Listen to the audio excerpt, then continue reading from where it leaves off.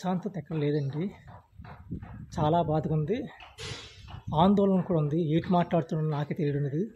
చాలా జాగ్రత్తగా మాట్లాడుతున్నాను అంతే తప్ప యుద్ధం జరిగితే ఏటవుతుందనేది భయం మీద మాట్లాడుతున్నాను. భారత్ మాతకి జై, భారత్ మాతకి జై, భారత్ మాతకి జై.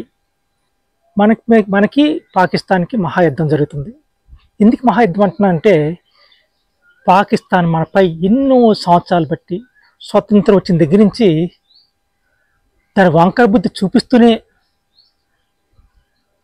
ఆక్రమణ చేస్తూ ఉగ్రవాదులు పోషిస్తూ ఒక ఉగ్రవాద దేశంగా మారిపోయింది. వాటిని ఈ కాశ్మీర్ని చూపిస్తూ కాశ్మీర్లో ఎవరు ప్రజలు రాకంటనా, హిందువులు లేకంటనా కాశ్మీర్ కోసం ఇంకా పోరాటం చేస్తూనే ఉంది. అక్కడ మనకి ఎలక్షన్ జరిగాయి, కాశ్మీర్ ప్రజలు ఒప్పుకున్నారు. అయినా సరే ఇంకా అక్కడ అరాచకాలు సృష్టిస్తూ ఉంది. ప్రత్యేకంగా హిందువులు ఎవరిని వెళ్తే అక్కడ వాళ్ళకి హాని ఉన్నట్లు ఈరోజు ఉగ్రవాద దాడి జరగడానికి ప్రధాన కారణం ఏంటి? మన భారతీయులండి. అంటే మన భారతీయులు అంటే కాశ్మీర్లో ఉన్న మన భారతీయులు. అంటే అక్కడ ముస్లింలు ఉంటారు, కానీ ముస్లింలైనా హిందువులు కూడా కొందరు ఉంటారు. అయితే అక్కడ ఉన్న ముస్లింల్లో కొందరు పాకిస్తానీలు, కొందరికి ఏజెంట్లకి పనిచేయడం వల్ల అక్కడ మన హిందువులు టూరిస్టులకి వెళ్ళిన వాళ్ళని టార్గెట్ చేసుకుని ఇక్కడ వాళ్ళు దాడి చేయడం జరిగింది. చాలామంది చనిపోయారు. ఇది పాకిస్తాన్ చేస్తున్న ఒక కుట్ర అండి. ఇది ఎన్నిసార్లు వాళ్ళు వంకర బుద్ధి చూపించుకున్నారో తెలుసు కదా. ప్రతిసారి వాళ్ళకి జాలి చూపిస్తూ వాళ్ళ మానవత్వం అంటూ మనం చేస్తూనే ఉన్నాం. ఎన్నిసార్లు ఒక్కసారి కూడా యుద్ధంలోకి వెళ్ళలేదు. స్వతంత్రం వచ్చిన నెలలోనే భూ ఆక్రమణకి పాల్పడింది ఆనాడు పాకిస్తాన్. దాని తర్వాత 65, 71, 99 ఇలా యుద్ధాలు చేస్తూనే మన చేతిలో ఓడిపోతున్నారు. అక్కడ కరెంట్ లేదు, నీరు లేదు. వాళ్ళు ఏం సాధిద్దాం అనుకుంటున్నారో తెలియదు. భారతదేశం మీద విపరీతమైన కక్ష పెంచుకున్నారు. ఇక్కడ మెయిన్ భారతీయులు కూడా చాలామంది వాళ్ళకి సపోర్ట్గా చేస్తున్నారు. ఇప్పుడు కామెంట్లు చూస్తుంటే ప్రతి ఒక్కరు యుద్ధం కావాలని, వాళ్ళని చంపేయాలని కోరుతున్నారు. కానీ ఈ టైంలో వాళ్ళకి నీరు లేకంటే భారతదేశం ఆంక్షలు విధించింది. దాంతో పాకిస్తాన్ ప్రజలు తిరుగుబాటు చేశారు. అంటే వాళ్ళకి దాహం వేస్తుంది. ఇలా టైంలో మనం యుద్ధం చేయడం అవసరమా అన్నట్లు ప్రజల్లో ఒక ఆందోళన చూపిస్తున్నారు పాకిస్తాన్ ప్రజలు. అది నిజమే. ఎందుకంటే మామూలుది కాదు. ఎందుకంటే అందరి దగ్గర అణుబాంబులు ఉన్నాయి. ఈ టైంలో ఏం చేసినా వరల్డ్ వార్కి దారితీసే అవకాశాలు ఎక్కువ ఉంటాయి. ఇలా టైంలో మనం యుద్ధాన్ని ప్రోత్సహిద్దామా లేదా అన్నట్లు చాలామంది గందరగోళంలో ఉన్నారు. ఎందుకంటే అక్కడ నీళ్ళు లేక చనిపోతున్నారు. మనం సనాతన ధర్మం, మనం ఎవరి జోలికి వెళ్ళం, మన జోలికి వస్తే వదలగు అనే పద్ధతిలో ఉన్నాం. అయినా పెద్దానికి జాలి చూపిస్తుంటే వంకర బుద్ధి చూపిస్తూనే ఉన్నారు. వాళ్ళు మారడం లేదు. ఈ మధ్యకాలంలో బాలీవుడ్ యాక్టర్లు అందరూ కలిసి హిందువులను రక్షించండి అని ఒక నినాదం పట్టుకుని బోర్డులు కూడా తిరుగుతున్నారు. అమితాబ్ బచ్చన్, సల్మాన్ ఖాన్, అమెరికా ఇలా పెద్ద పెద్ద యాక్టర్లు అందరూ, బాలీవుడ్ యాక్టర్లు అందరూ హిందువులను రక్షించండి అంటున్నారు. కానీ భారత ప్రజల్ని, భారతీయులు రక్షించండి అని ఎక్కడ బోర్డు లేదు.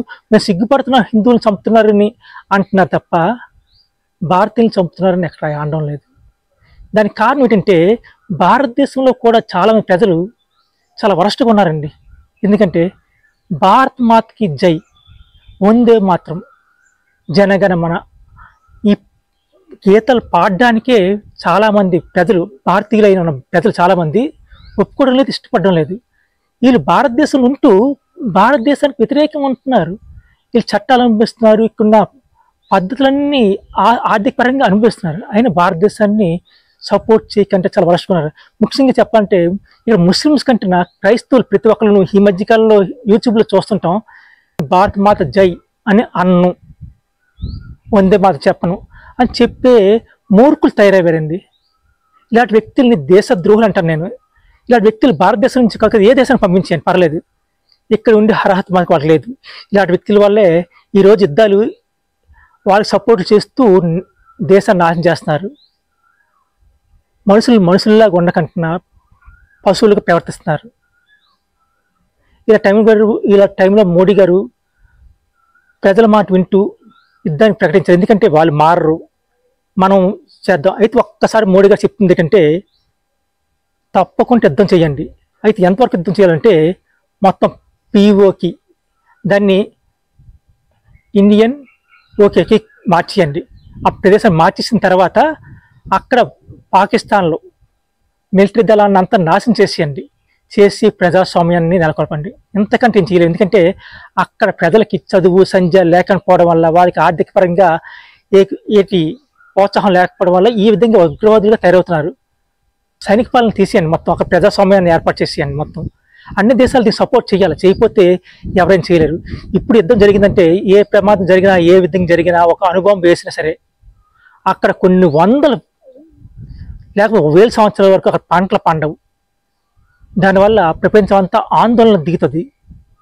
ఇది ఎంత వినాశనం అంటే చెప్పలేనంత వినాశనం. దీని యొక్క ఆర్థికంగా ప్రాణ నష్టం, కుటుంబాలు అన్ని నాశనం అయిపోతాయి. అక్కడ అటువైపు పాకిస్తాన్కే కాదు, ఇండియాకి కూడా చాలా ఇబ్బంది కలుగుతుంది. ఉద్యోగాలు చాలామంది పోతాయి, చాలామంది సైన్యం చనిపోతారు, వాళ్ళ కుటుంబాలు నాశనం అయిపోతుంటాయి.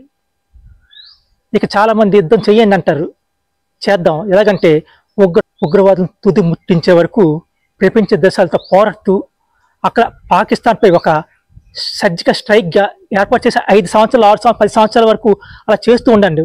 మొత్తం ఉగ్రవాదాన్ని మొత్తం నిర్మూలించండి. ఈ విధంగా నిర్మూలిస్తే ప్రపంచ శాంతి కలుగుతుంది. అప్పటి వరకు మనకి శాంతి ఉండదు. ఎందుకంటే వాళ్ళు వక్ర బుద్ధి మానుకోవడం లేదు, ఎంత చెప్పినా. దీనికి సపోర్ట్గా మన భారతీయులు ఉన్న ముస్లింలు కానీ, క్రైస్తవులు కానీ ఇండియాకి సపోర్ట్ చేయాలి. ఎందుకంటే చాలామంది ఇక్కడ ఉన్న ముస్లిమ్స్ కూడా పాకిస్తాన్కి సపోర్ట్ చేస్తున్నారు. ఎందుకంటే చాలామంది మనం చూస్తుంటారు, క్రికెట్ ఆడుతున్నప్పుడు పాకిస్తాన్కి జిందాబాద్ అంటారు. ఎంపీలు కూడా చాలామంది పార్లమెంట్లో కూడా వాటిల్లో కూడా భారత్ మాతకి జై అనడానికి కూడా సిగ్గుపడుతున్నట్లు ప్రవర్తిస్తున్నారంటే మన దేశం ఏ విధంగా ఉంది అని ఆలోచిస్తే, మన చట్టాలు ఏ విధంగా ఉన్నాయని ఆలోచిస్తుంటే మనకి చాలా భయంకరంగా ఉన్నాయి, భయం వేస్తుంది. ఎందుకంటే ఇక్కడ ప్రతి ముస్లిమ్స్ కూడా ప్రాణభిత్తి ఉన్నారండి. మేము ఇండియన్స్లో పుట్టాం కదా, ఇండియాలో కూడా ఉన్నాం కదా, మాకు కూడా ఇండియా భారతీయులమే కదా, మమ్మల్ని ఎందుకు చూస్తున్నారని కొందరిలో ఆ భావనలు ఉన్నాయి. కొందరు అలాగ ఉన్నారు. మనకి వాళ్ళకి కూడా మన సపోర్ట్ కనిపించాలా. ఇక్కడ ఉగ్రవాదుల్ని తుదిముడిస్తే ప్రపంచం అంతా శాంతిగా ఉంటుంది. ఈ విధంగా అయితే కంపల్సరిగా మనకి మోడీ గారికి ప్రపంచ శాంతి దూతగా చెప్పొచ్చు. యుద్ధం ఆపమని చెప్పను, ఎందుకంటే యుద్ధం ఆపితే మనకు నష్టాలు తప్ప లాభాలు లేవు. ఎందుకంటే వాళ్ళు మారరు. యుద్ధం చేయండి, ఉగ్రవాదం నశించిపోయే వరకు యుద్ధం చేస్తూ ఉండండి. ఎంతమంది అది ఏం చేద్దాం అనుకుంటున్నా తెలియడం లేదు. ఈ వీడియోకి అంత సపోర్ట్ చేయండి. ఎందుకంటే ఉగ్రవాదం నశించాలి అని చెప్పి అందరూ కూడా దేశానికి, అన్ని దేశాలు కూడా సపోర్ట్ చేసినట్లు మనం మెసేజ్ ఇవ్వండి. ప్రతి మెసేజ్ పెట్టి భారతదేశాన్ని, మన సైనికులు కూడా మంచిగా ఉంటూ మన కోసం ఉన్నారు. ఈరోజు మన కోసం సిద్ధం చేస్తున్నారు. వాళ్ళకి మనం సపోర్ట్గా ఉందాం. మేము ఉన్నాం, ప్రతి భారతీయుడు చెప్తున్నాం, భారత సైన్యానికి మేము సపోర్ట్గా ఉంటున్నాం. మీరు తప్పకుండా విజయం సాధించాలని మేము కోరుకుంటున్నాం. అలాగే ప్రతి పాకిస్తాన్లో కాదు, ఆ చుట్టుపక్కల ఎక్కడ ఉన్నా సరే ఉగ్రవాదులను తుదిముట్టించి రండి. మీకు భారతదేశ ప్రభుత్వం తరఫున మేము ప్రజలంతా సపోర్ట్గా మేము ఉంటాం. జై హింద్. భారత్ మాతాకి జై. అవకాశాలు ఇచ్చినప్పుడు వినియోగించుకోకపోతే, ఇలాంటి పరిమాణాల అవకాశం ఇచ్చినప్పుడు ఉగ్రవాద దేశంగా మారిపోక ముందే పాకిస్తాన్ ప్రజలు మేలుకోవాలని నా కోరిక. పాకిస్తాన్ ప్రజల మీద మాకు ఏమాత్రం అసూయ కానీ ద్వేషం కానీ లేదండి. ఎందుకంటే వాళ్ళు మాలాంటి మనుషులే, వాళ్ళు కూడా మాలాగే బతుకుతున్నారు. వాళ్ళకి అవకాశాలు కల్పించాలి. కానీ అక్కడ చదువు సంధ్య లేకపోవడం వల్ల ఉగ్రవాదులు తయారవుతున్నారు. దాన్ని తుదిముట్టిద్దాం. దానికి వాళ్ళు సపోర్ట్ చేయడానికి అన్ని దేశాలు కూడా అక్కడ ఆదాయం వచ్చినట్లు వాళ్ళకి అవకాశం కల్పించండి. జై హింద్.